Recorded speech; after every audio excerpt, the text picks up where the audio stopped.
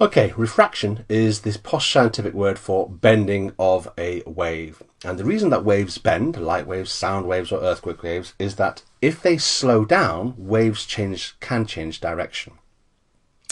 Here's an example for us. So this is a bird's eye view. Imagine you're flying above a beach.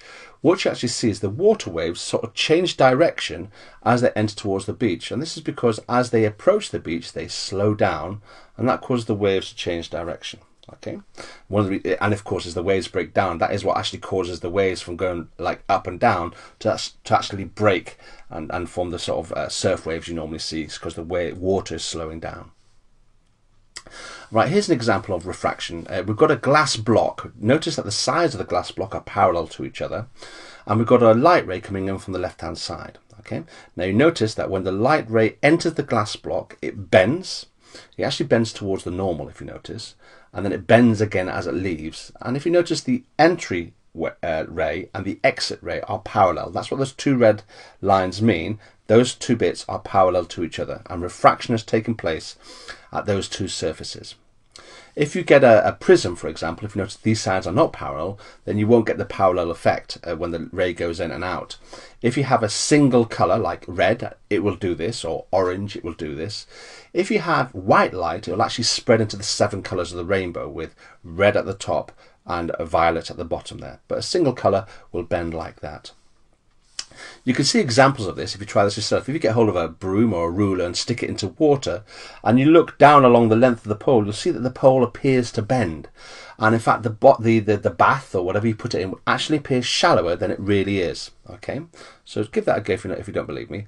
If, for example, you stood by the side of a swimming pool and you throw a coin into the side of the pool, the coin will appear to be higher up in the water than it actually is. In other words, the pool will appear shallower than it really is, and that there's showing the mechanism of how it's actually working.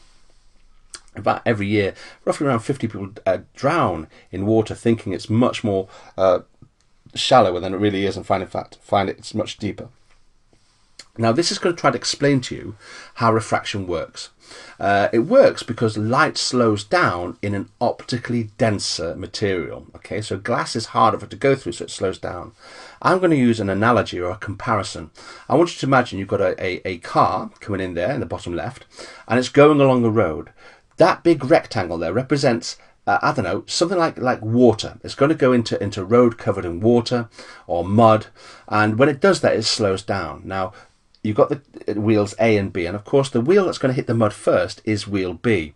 And when it does that, wheel B will slow down, but A will keep going fast. And that has the effect of causing the car to turn, to twist. Now, at this point here, both wheel A and wheel B are both in the road at the same time, in the mud at the same time, so they'll both go just as fast as each other, so it will travel along that dashed line.